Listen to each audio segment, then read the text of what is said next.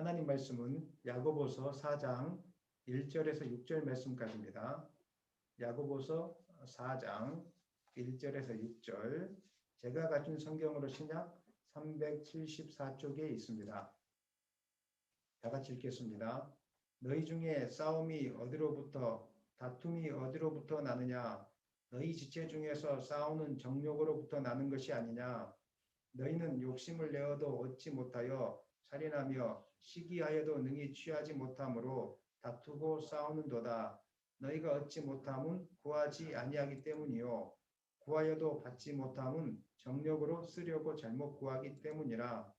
간음한 여인들아, 세상과 벗된 것이 하나님과 온수됨을 알지 못하느냐? 그런즉 누구든지 세상과 벗이 되고자 하는 자는 스스로 하나님과 온수되는 것이니라. 너희는 하나님이 우리 속에 거하게 하신 성령이 시기하기까지 사모한다 하신 말씀을 헛된 줄로 생각하느냐? 그러나 더욱 큰 은혜를 주시나니 그러므로 일렀으되 하나님이 교만한 자를 물리치시고 겸손한 자에게 은혜를 주신다 하였느니라. 아멘. 오늘 하나님 말씀 제목은 겸손한 자에게 은혜를 주시는 하나님, 이 말씀으로 제목으로 말씀을 나누겠습니다. 지난 시간에 우리는 온전한 믿음의 열매인 긍휼에 대해서 우리가 말씀을 들었습니다. 오늘은 이제 믿음의 열매의 두 번째 겸손에 대해서 여러분과 함께 말씀을 살펴보려고 합니다. 믿음의 열매 중에서 겸손이 중요한 이유는 하나님께서 겸손한 자들에게만 은혜를 베풀어 주시기 때문에 그러한 것입니다. 오늘 본문 말씀 보니까 6절 말씀에 이렇게 나와 있습니다. 한번 다 같이 읽겠습니다. 그러나 더욱 큰 은혜를 주시나니 그러므로 일렀으되 하나님이 교만한 자를 물리치시고 겸손한 자에게 은혜를 주신다 하였느니라. 아멘. 이 본문 말씀은 야고보 사도가 잠언 3장 34절을 인용한 말씀인데, 하나님은 인생을 돌아보니까 하나님은 교만한 자를 물리치시고 겸손한 자에게 우리가 생각하지 못하는 은혜를 베푸시는 분이라는 것을 깨달은 것입니다. 그래서 오늘도 교회를 향하여 하나님께서 야고보 사도를 통해서 겸손해야 될 것을 우리에게 말씀하고 있습니다. 사전적인 의미로 교만이라는 것은 잘난 척하는 태도를 의미하고, 겸손이라는 것은 나보다 남을 낮게 여기는 태도를 겸손이라고 이야기합니다. 그러나 성경은 이거보다 더 근원적인 것을 우리에게 말씀하고 있습니다. 성경에서 말씀하고 있는 교만은 하나님 없이도 나는 살 수 있습니다. 하나님 어디 있습니까? 하나님 없이 내가 열심히 노력하면 잘 살 수 있습니다. 이것을 성경은 교만이라고 이야기하고 있고, 반대로 겸손은 하나님 없이는 나는 절대 살 수 없습니다. 하나님이 내 삶 속에 개입하지 않으면 나는 아무것도 이루지 못합니다. 이렇게 마음으로 고백하고 삶으로 살아내는 것이 겸손이라고 성경은 우리에게 말씀하고 있습니다. 하나님께서 우리에게 바라시는 것이 있다면 날마다 영원히 하나님을 바라는 겸손의 삶을 사는 것입니다. 하나님 없이는 절대로 나는 살 수 없습니다. 하나님, 오늘 하루도 나의 손을 붙잡고 나를 인도해 주십시오. 이렇게 고백하는 사람들을 하나님 찾으시고 기뻐하십니다. 우리가 겸손한 마음으로 하나님을 찾고 구할 때 시냇가에 심은 나무처럼 시절을 쫓아 과실을 맺듯이 하나님의 은혜 속에 날마다 거하는 삶을 살게 될 것입니다. 그러나 아무리 열심히 살고 부지런히 살고 착하게 살지라도 하나님을 떠난 인생은 마치 아버지 품을 떠난 탕자가 괴로움을 당하고 마음속에 만족이 없었던 것처럼 삶 속에 괴로움만 가득하고 만족이 없는 삶을 살 수밖에 없다는 것을 성경은 오늘 우리에게 말씀하고 있습니다. 간혹 어떤 분들은 이렇게 생각하시는 분들이 있습니다. 착하게 사는 것이 겸손한 게 아닙니까?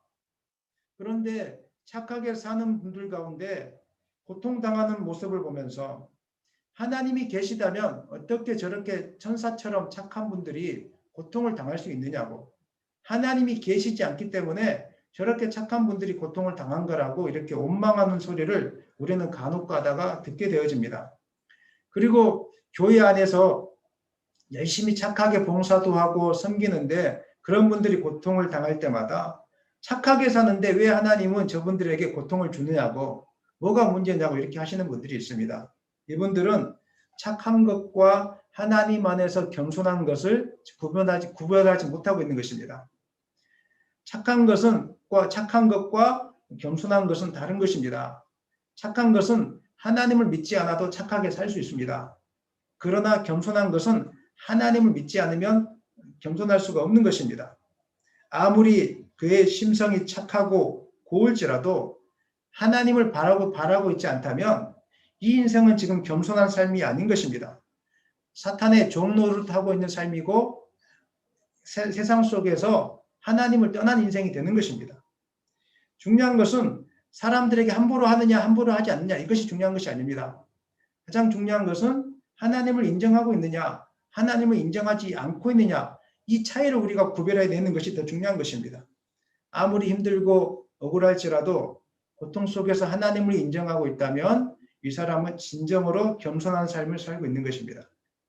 그러나 반대로 힘이 들고 어려울 때 나는 착한데 나는 잘 살았는데 나는 열심히 살았는데 왜 이렇습니까? 하나님이 계시다면 이럴 수 있습니까? 라고 말하면 이분은 겸손한 것이 아니라 교만한 것이고 하나님을 인정하지 않고 있는 것입니다.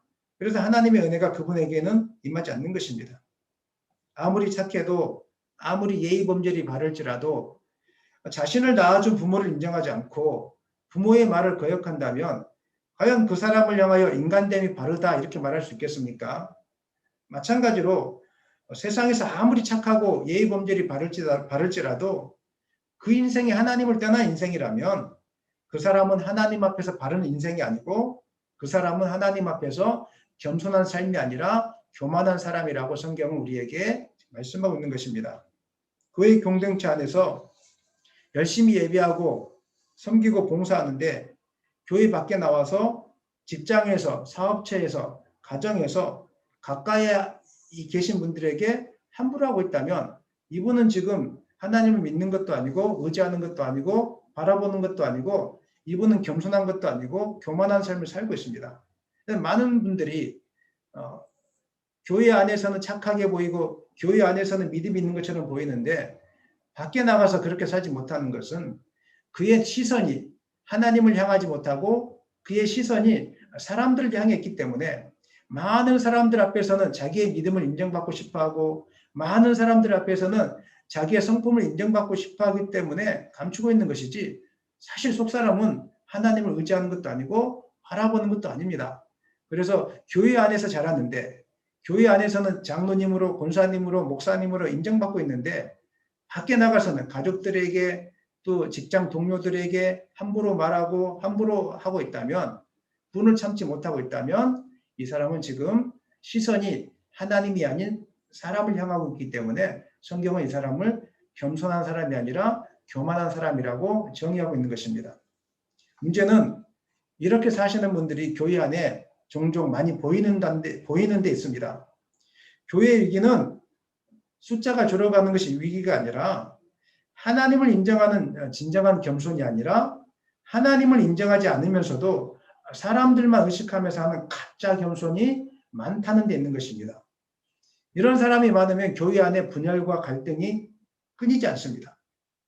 나름대로 하나님을 열심히 믿고 따라간다고 했는데 그의 삶 속에 다툼과 갈등이 끊어지지 않고 그의 삶 속에 분노가 떠나가지 않고 평안이 없고 또 다른 사람이나 교회를 비난하는 데 발이 빠르다면 지금 이분은 겸손의 의미를 잘못 이해하고 있는 겁니다. 착한 것이 겸손이다. 잘못 알고 있는 것입니다. 지금. 야고보 사도가 썼던 이 편지를 썼던 초대교회 당시에 이런 일들이 많았습니다.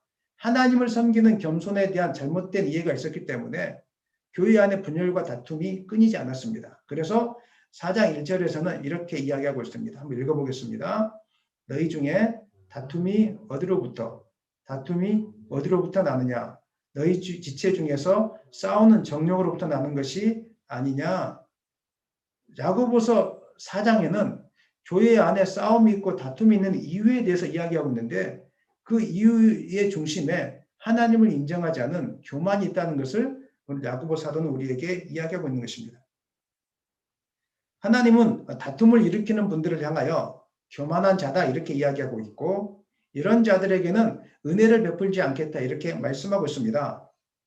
하나님은 삶의 순간순간마다 하나님을 인정하지 않는 교만한 자를 물리치시고 아무리 어려울지라도 참아내고 인내함으로 하나님 바라보고 인내함으로 참아내는 사람에게 또 하나님을 인정하는 사람에게 은혜를 베푸시는 분인 것을 우리에게 말씀하고 있습니다.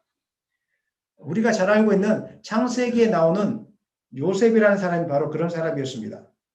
인간의 의지로는 자기를 애굽에 팔아넘긴 형을 어떻게 용서할 수 있겠습니까? 생각하면 할수록 분노가 일어나지 않겠습니까? 분노가 가득했을 것입니다. 우리라면. 요셉이 그럼에도 불구하고 형들을 용서할 수 있었던 것은 이것 또한 하나님께서 허락하신 거라는 것을 인정했기 때문에 그렇습니다.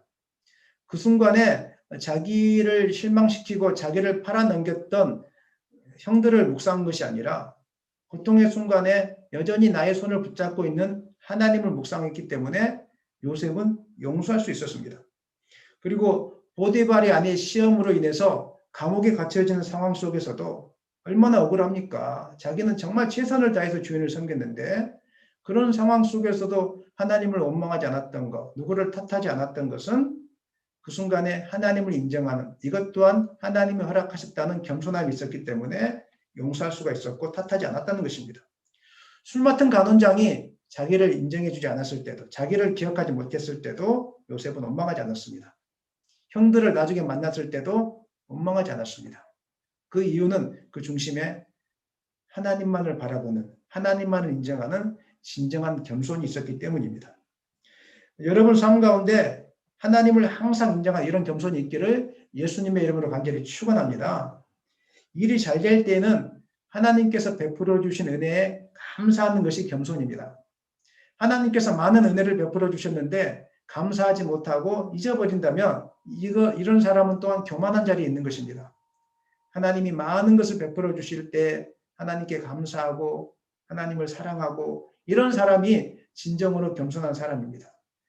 반대로 일이 안 풀릴 때 분노하고 흥분하고 하나님을 탓하고 누구를 탓하고 원망하는 거 이거 교만한 겁니다. 일이 안 되는 그 순간에도 하나님이 행하실 것을 믿으며 기도의 자리에 나와서 하나님을 구하고 찾는 사람, 이 사람이 진정으로 하나님을 의지하는 겸손한 사람이 되는 것입니다. 여러분에게 이런 진정한 겸손이 있기를 예수님의 이름으로 간절히 축원합니다. 그렇다면 구체적으로 하나님을 인정하는 겸손이 있을 때 어떤 모습으로 나타나게 되는지 살펴보기를 원합니다. 먼저 우리가 진정으로 살아계신 하나님을 인정하는 겸손이 있을 때 하나님만을 높이는 삶을 살게 됩니다. 갈라디아서 5장 24절 말씀에 이렇게 나와 있습니다. 읽겠습니다. 그리스도 예수의 사람들은 육체와 함께 그 정욕과 탐심을 십자가에 못 박았느니라. 아멘. 예수님을 믿는다는 것은 다른 말로 이야기하면은 예수님과 함께 내 마음대로 살았던 내 의지대로 살았던 그 옛사람을 십자가 위에 완전히 못 박아 죽임을 당하는 것을 말합니다. 그리고 나서 예수님과 함께 하나님의 사람으로 하나님을 위해서 사는 사람으로 새롭게 태어나는 것을 의미하는 것입니다. 이것을 성경은 거듭남이라 이렇게 이야기합니다. 그래서 거듭난 사람은 이제 하나님께서 자기 자신을 살려주셨기 때문에 자기 자신을 위해서 살지 않고 하나님을 위해서 사는 믿음의 사람으로 변화되는 것입니다. 예수님을 믿기 전과 믿기 후의 삶이 극명하게 대조되었던 사람들이 많이 있지만 그 중에 대표적인 사람이 바로 사도 바울이 아닐까 이렇게 생각해 봅니다. 사도 바울은 예수님을 믿기 전에 자기 자신의 영광을 위하여 살았던 사람이었습니다. 자기 자신이 사람에게 인정받기 위해서 종교 지도자들에게 인정받기 위해서 살았던 사람이었습니다. 그러니까 그 마음속에 분노가 가득하고 혈기가 가득했습니다. 예수 믿는 사람을 죽이려고 했습니다. 그런데 그가 진짜 예수님 만나고 나서 삶이 완전히 달라졌습니다. 그는 이제 자기를 위해서 사는 인생이 아니었습니다. 하나님을 위해서 사는 인생으로 바뀐 것입니다. 빌립보서 그래서 1장 20절 21절 말씀에서 이렇게 고백하고 있는데 읽겠습니다. 나의 간절한 기대와 소망을 따라 아무 일에든지 부끄러워하지 아니하고 지금도 전과 같이 온전히 담대하여 살든지 죽든지 내 몸에서 그리스도가 존귀하게 되려 하려 하나니 이는 내게 사는 것이 그리스도니 죽는 것도 유익함이라. 아멘. 예수님을 만난 사람은 복음을 부끄러워하지 않습니다. 살아계신 하나님을 믿는 사람은 이 땅의 것을 위하여 달려가지 않습니다. 오직 사나 죽으나 주님을 위해서 사는 삶으로 바뀌게 되는 것입니다. 이런 사람은 세상 사람들에게 따돌림을 당하고 세상 사람들에게 인정받지 못한다고 해서 실망하지 않습니다. 낭망하지 않습니다. 이것조차도 하나님이 사용하는 방법이라면, 이것조차도 하나님이 나를 만지시는 방법이라면 기쁨으로 감사하면서 하나님을 바라봄으로 참아내는 것입니다. 그리고 사나 죽으나 나는 주를 위해 살겠습니다. 이런 고백으로 나아가게 되는 것입니다. 왜냐하면 그 안에 하나님을 분명하게 믿는 겸손이 있기 때문에 그렇습니다. 하나님, 산재물로 나를 드릴지라도 나는 감사하겠습니다. 나의 사는 목적은 이 땅에 욕심을 이루기 위해서 사는 것이 아니라 오직 하나님의 영광을 위해서 살아가는 것입니다. 내가 고통당하는 것이 하나님의 이름을 높일 수 있다면 나는 기쁨으로 받아들이겠습니다. 내가 가난해지는 것이 하나님의 이름을 높이는 것이라면 나는 그렇게 살겠습니다. 이렇게 고백하는 사람이 진짜로 거듭난 사람이고 진짜로 하나님을 믿는 사람입니다.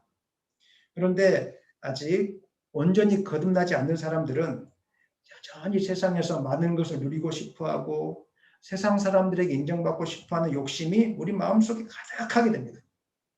이런 사람들이 이제 교회 공동체 안에 가득하게 되면 많이 싸우게 되는 것입니다. 야고보 사도는 교회 공동체 안에서 생긴 갈등의 문제에 대해서 많이 고민했습니다. 왜 예수님을 믿는 사람들이 눈만 뜨면 싸우려고 할까? 왜 예수님을 믿는 사람들이 서로 사랑한다고 말은 하면서 실제적으로는 사랑하지 못하고 왜 이렇게 분열하고 다툴까? 이렇게 많이 고민하게 되었습니다. 그래서 고민하다가 찾은 것이 바로 이제 오늘 본문 말씀의 4장의 내용인데, 대부분의 경우 사람들은 싸움의 문제, 다툼의 문제, 갈등의 문제를 외부에서 찾으려고 하는 것입니다. 누구 때문에 그런 것이라고. 교회가 안 좋아서 그런 것이고, 목사님이 안 좋아서 그런 것이고, 옆에 있는 권사님이 안 좋아서 그런 것이고, 성도가 안 좋아서 그런 것이고, 누구 때문이라고 그 원인을 계속 찾고 있습니다. 그런데 오늘 야고보 사도는 누구 때문이 아니라 문제의 원인은 하나님을 진실하게 인정하지 않은, 하나님을 진짜로 믿지 않는, 그래서 자기 욕심을 따라 사는, 자기가 인정받고 싶어하는 사람들이 가득하기 때문에 우리가 싸울 수밖에 없다는 것을 우리에게 말씀하고 있습니다. 다시 한 번 더 우리 4장 1절 2절 읽겠습니다. 너희 중에 싸움이 어디로부터, 다툼이 어디로부터 나느냐? 너희 지체 중에서 싸우는 정욕으로부터 나는 것이 아니냐? 너희는 욕심을 내어도 얻지 못하여 살인하며 시기하여도 능히 취하지 못함으로 다투고 싸우는도다. 다투고 싸우는 원인을 무엇이라고 이야기하고 있습니까? 그 마음속의 욕심 때문이라고. 마음속의 정욕 때문이라고. 어떤 욕심입니까? 인정받고 싶은 욕심. 나는 괜찮은 사람이라고 이렇게 좀 사람들에게 인정받고 싶은 이 욕심. 열심히 봉사했는데 사람들이 인정해주지 않으면 상처받고 교회를 떠나가게 되고, 그 다음에 내가 한 말이 사람들이 받아주지 않으면 흥분하는 것이 오늘날 교회 안의 모습이 아니겠습니까? 내가 생각하는 것이 하나님의 뜻이라고 생각하고 내가 하는 것을 이루어야 되는데 어떻게 교회는 내 생각을 알아주지 못하고 내 뜻을 알아주지 못하고 저렇게 나가는지 하면서 교회를 원망하고 탓하다가 스스로 무너지고 상처받는 것이 오늘 이 시대에 교만한 사람들의 특징이 아니겠습니까? 세상 욕심을 쫓아가는 사람, 자기가 인정받고 싶은 사람들은 하나님이 보이지 않습니다. 이 사람들은 하나님을 믿는 것 같지만 사실은 하나님을 의식하지 않고 사는 사람들입니다. 자신이 손해본 것, 자신이 무시본 것만 날마다 묵상하며 살아갑니다.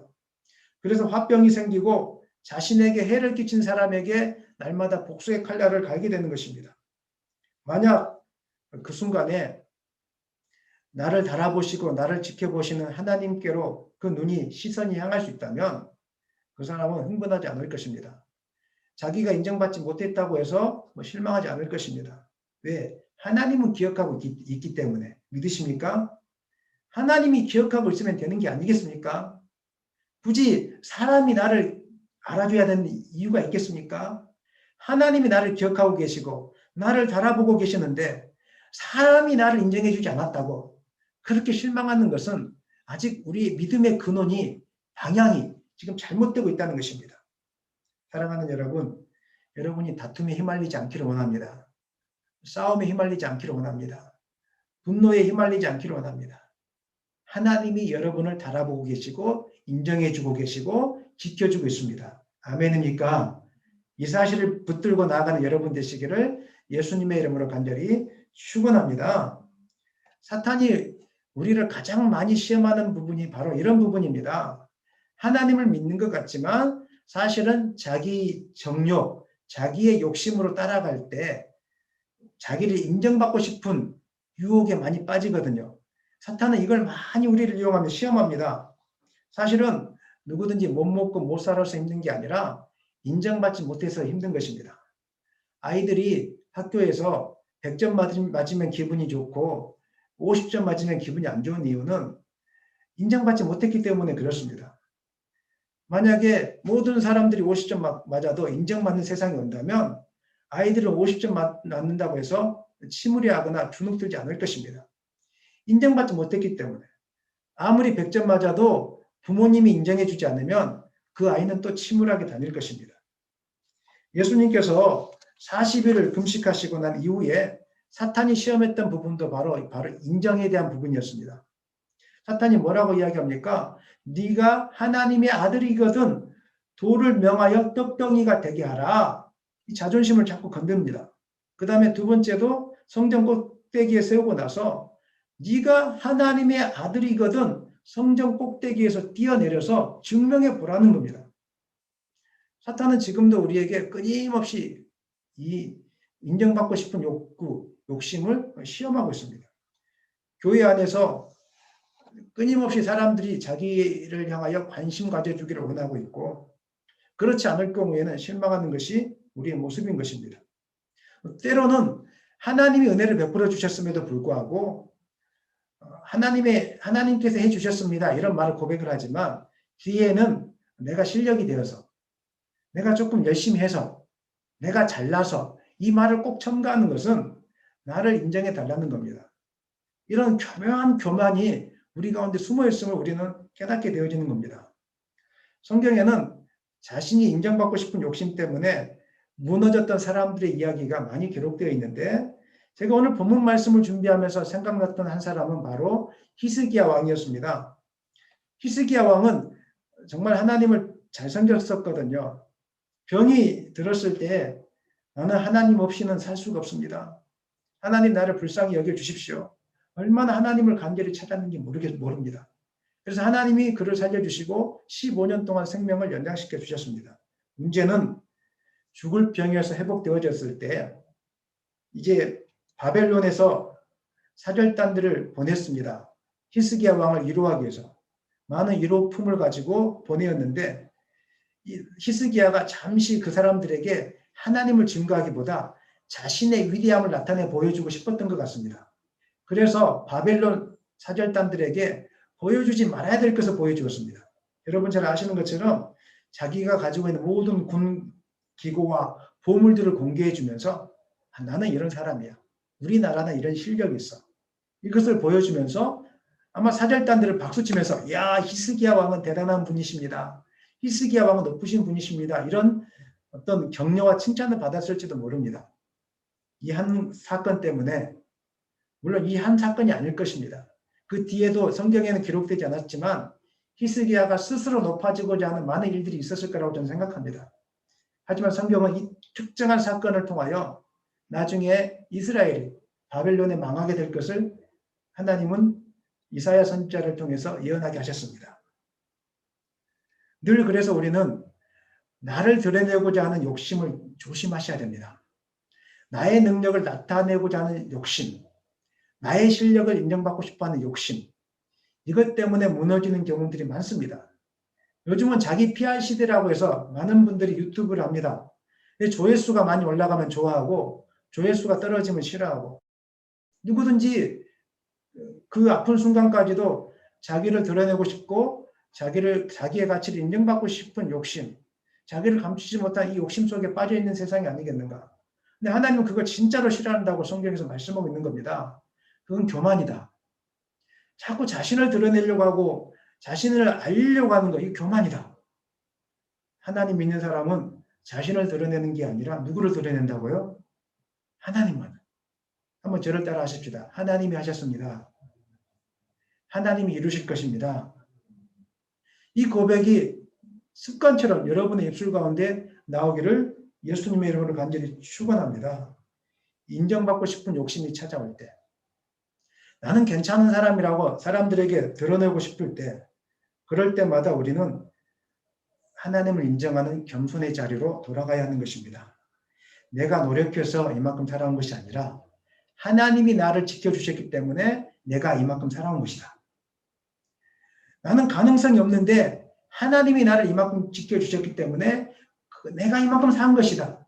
이렇게 고백할 수 있는 여러분 되시기를 간절히 축원합니다. 욥은 이렇게 고백했습니다. 읽겠습니다. 그러나 내가 가는 길을 그가 아시나니 그가 나를 단련하신 후에는 내가 순금같이 되어 나오리라. 욥은 사나 죽으나 주님만을 바라보았던 사람이었습니다. 그래서 고난 속에서 한 가지 깨달은 게 있다면, 주님을 바라볼 때 깨달은 게 있다면 나의 가는 길을 주님이 아신다는 고백. 내가 지금 앞길이 막혀 있을 때 두려워하고 실망하고 어떻게 살까 고민하는 거, 이건 교만입니다. 내 인생을 어떻게 내가 살 수 있다고 자부하십니까? 내가 내 힘대로 살아보려고 하니까 두려운 마음이 생기는 것이고 불안한 마음이 생기는 겁니다. 저는 그분들을 바라볼 때 긍휼의 여김과 측은지심이 생깁니다. 이건 당연한 겁니다. 하지만 하나님은 그 단계를 뛰어넘어야 될 것을 우리에게 말씀하고 있습니다. 미래 때문에 두려워하면 그것 또한 교만으로 흘러갈 수 있다. 너는 아무 능력이 없다고 인정해야 된다. 너는 아무 실력이 없다고 인정해야 된다. 그리고 나를 바라봐라. 내가 너의 길을 인도해 줄 것이다. 이런 주님을 바라보는 사람이 진정으로 겸손한 사람입니다. 뿐만 아니라 일이 잘 될 때에도 누군가에게 아름답게 들려주기 위해서 하나님께서 행하셨습니다. 이런 고백이 아니라 진정한 마음으로 하나님이 다 이루신 겁니다. 나는 이 일을 받을 가치가 없는데 하나님이 다 행하신 것입니다. 이렇게 고백할 수 있었으면 좋겠습니다. 이것이 바로 주님이 원하시는 겸손의 삶인 것입니다. 첫 번째가 겸손의 사람은 나는 낮아지고 주님이 높아지는 거라면, 두 번째 겸손의 사람에게 나타나는 특징이 있습니다. 특징은 바로 하나님 말씀에 철저히 복종하는 삶을 살게 됩니다.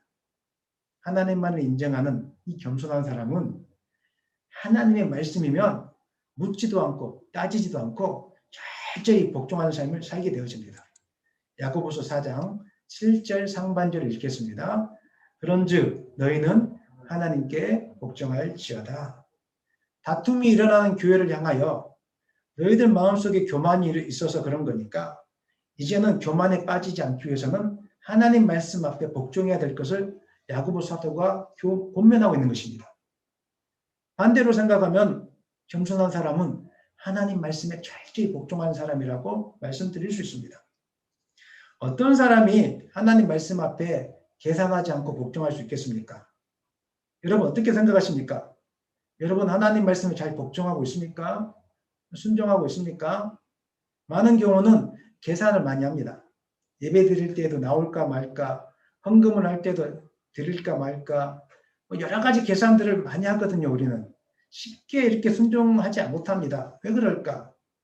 혹시 고민해 보신 적 있으십니까? 왜 우리는 갈등하죠? 하나님 말씀 앞에서 바로 순종하기가 왜 이렇게 힘들까요? 다른 게 아니라 하나님 앞에서 자신의 존재가 어떤 존재인지 모르기 때문에 그렇습니다. 하나님 앞에서 자신이 어떤 존재인지 아는 사람은 복종할 수밖에 없습니다. 신약 성경을 보면 예수님의 모친 마리아가 나오는데, 마리아는 당시 가난한 빈민들이 모여 사는 갈릴리 나사렛 지방에 살았습니다. 그런데 어느 날 마리아에게 천사가 찾아와서 엄청난 소식을 전합니다. 누가복음 1장 31절 말씀인데 보라 내가 잉태하여 아들을 낳으리니 그 이름을 예수라 하라. 이런 소식을 전해주었습니다. 마리아는 같은 동네에 사는 요셉이라는 청년과 정원한 관계에 있었습니다. 유대인들의 풍습을 살펴보면 정혼을 하고 난 다음에 1년 지난 다음에 결혼을 하는 풍습이 있었는데 약혼을 하면 1년 동안 살지는 않지만 정식적으로 법적인 부부의 효력을 가지고 있었습니다. 그런데 갑자기 마리아가 아기를 낳으면 어떻게 되겠습니까? 부정한 여인으로 몰려서 사람들에게 멸시를 받을 것입니다. 그리고 요셉과의 정혼이 파혼될 수 있습니다. 심지어는 율법에 따라 돌에 맞아 죽을 수도 있었습니다. 그런데 이 모든 것을 다 알고 있었던 마리아는 어떤 선택을 했습니까? 누가복음 1장 38절에 이렇게 나와 있습니다. 마리아가 이르되 주의 여종이오니 말씀대로 내게 이루어지이다 하매 천사가 떠나가리라. 주의 여종이오니 말씀대로 이루어지이다. 주의 여종이라는 말은 나는 하나님의 노예라는 뜻입니다. 여기서 말하는 종, 노예는 억지로 종이 됐다는 뜻이 아닙니다. 자발적으로 하나님의 은혜가 너무 커서 하나님께 받은 은혜가 너무 크기 때문에 나는 자발적인 주님의 종입니다. 이런 고백을 하고 있는 것입니다. 종, 노예가 어떤 사람입니까? 주인이 말하면 무엇이든지 시키는 대로 하는 사람이 노예고 종이 아니겠습니까? 마리아는 하나님 앞에서 자신이 어떤 사람인 것을 알았습니다. 하나님은 창조주 하나님이시고 우리는 피조물입니다. 믿으십니까?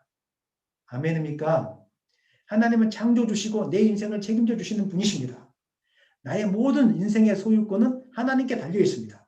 이 사실을 분명하게 자기가 깨달았기 때문에 마리아는 사나 죽으나 나는 사람들에게 인정받기 위해서 사는 인생이 아니라 사나 죽으나 주님을 위해서 살겠습니다.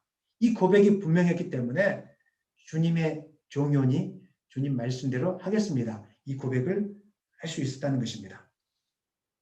사랑하는 여러분, 저와 여러분이 하나님 앞에서 무익한 종이라는 사실을 기억하시기를 바랍니다.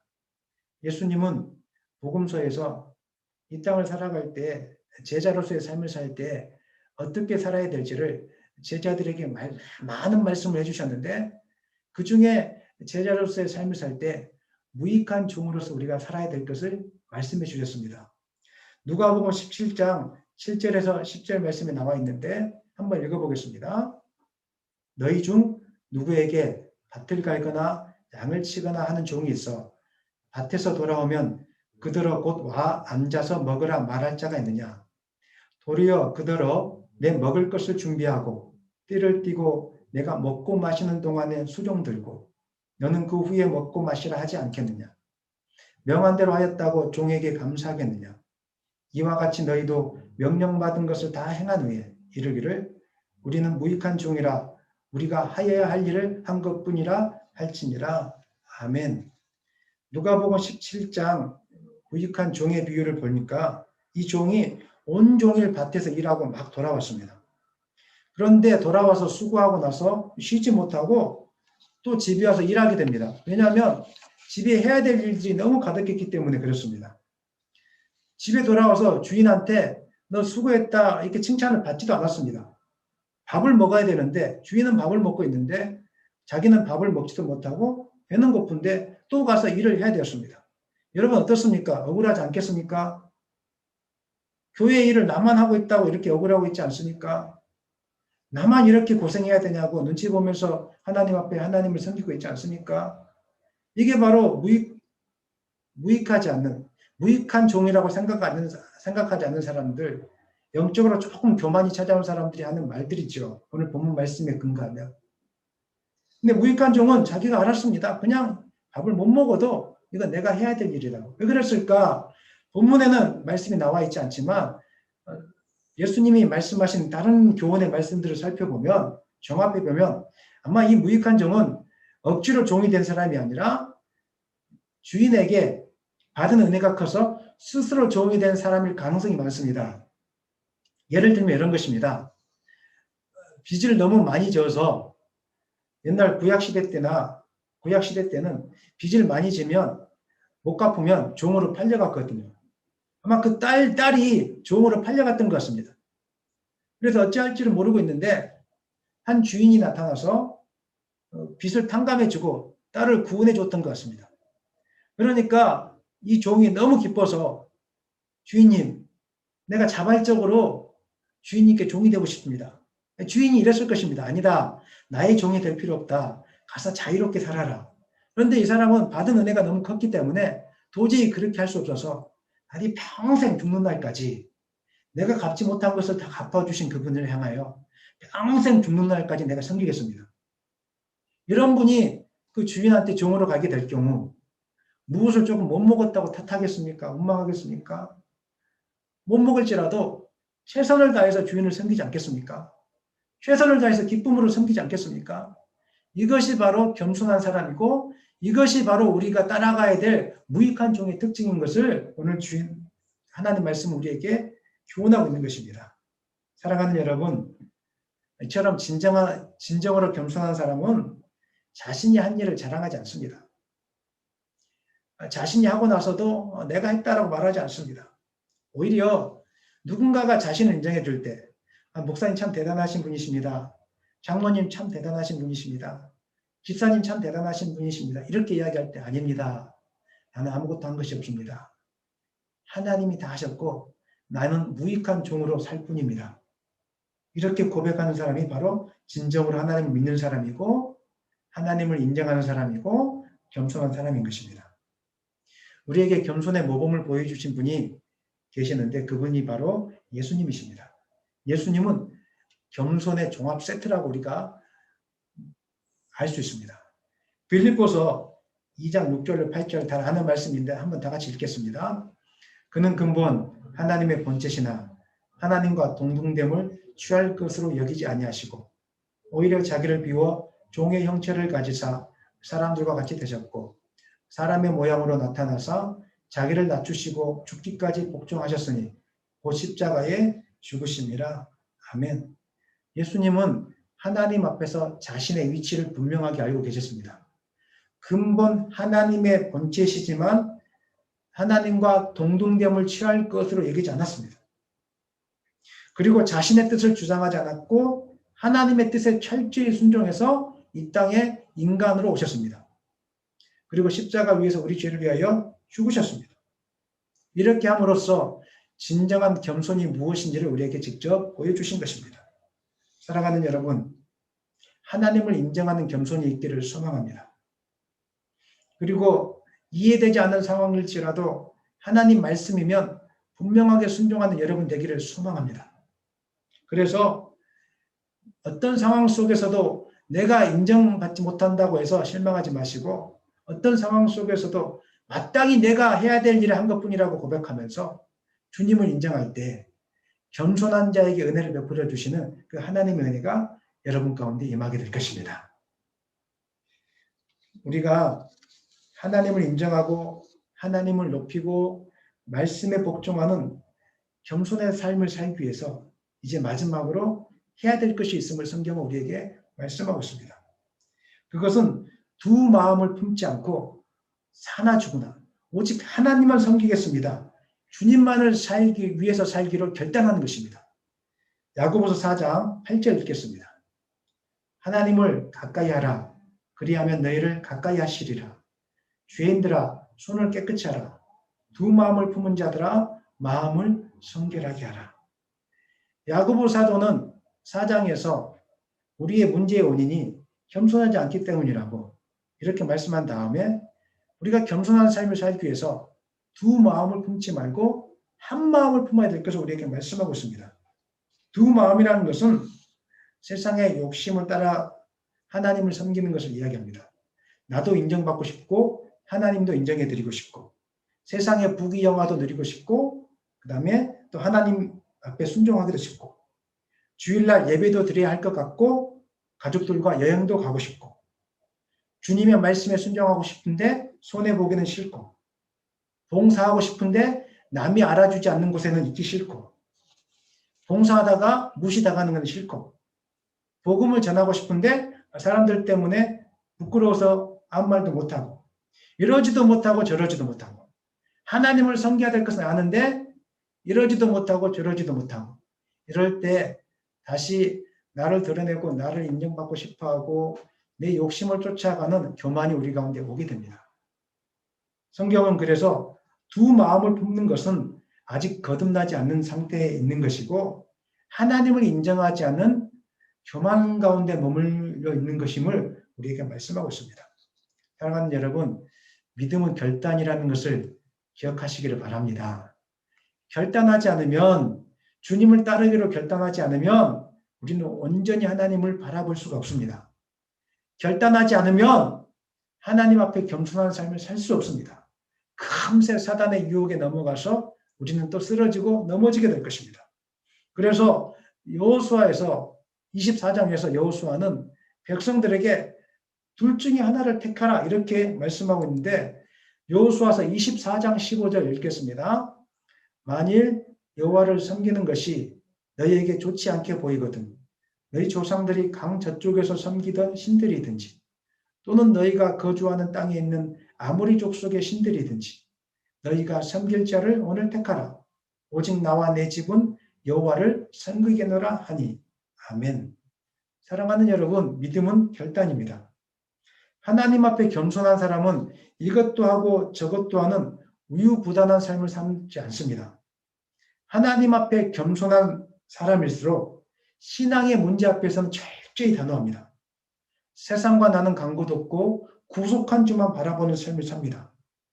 절대로 죄나 불의와 타협하지 않습니다. 착하다고 하면서 불의한 것들 앞에 침묵하는 사람, 교만한 사람입니다. 우유부단하지 않습니다. 하나님을 따라 결단하는 사람, 겸손한 사람은 죄 앞에서는 철저히 단호합니다. 절대 타협하지 않습니다. 예배 드리는 것 앞에 타협하지 않습니다. 기도하는 것 앞에 타협하지 않습니다. 하나님 앞에 예물을 드리는 것 앞에 타협하지 않습니다. 복음을 증거하는 것 앞에 타협하지 않습니다. 하나님의 시간 앞에 타협하지 않습니다. 우리가 지금 타협하고 유혹의 욕심에 넘어가는 것은 아직 하나님을 바라보지 못하고 있다는 것이고 아직 내 힘으로 한번 인생을 살아보고 싶은 욕심에 붙들리고 있는 것이고 교만한 삶을 살고 있는 것입니다. 사랑하는 여러분, 주님을 위해서 손해보는 삶을 당연하게 여기는 여러분 되었으면 좋겠습니다. 무익한 종은 손해볼 것을 찾아서 가는 사람입니다.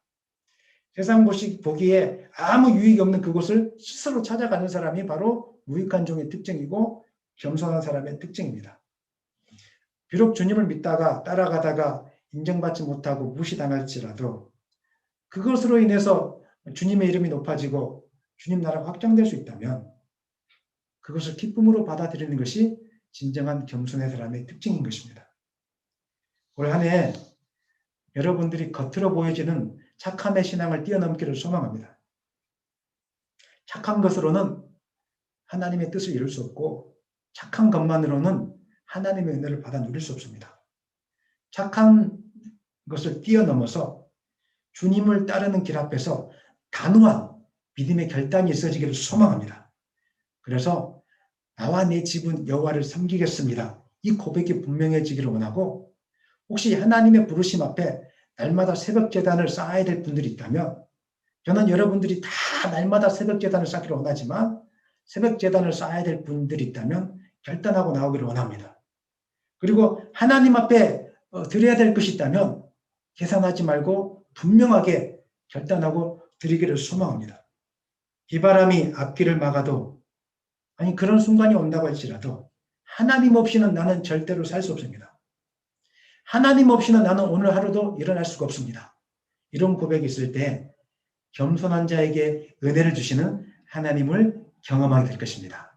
올 한 해 하나님만을 인정하고 하나님께 모든 것을 다 드리고 하나님만을 섬기기로 결단함으로 하나님께서 주시는 은혜를 누리는 여러분 되시기를 예수님의 이름으로 간절히 축원합니다.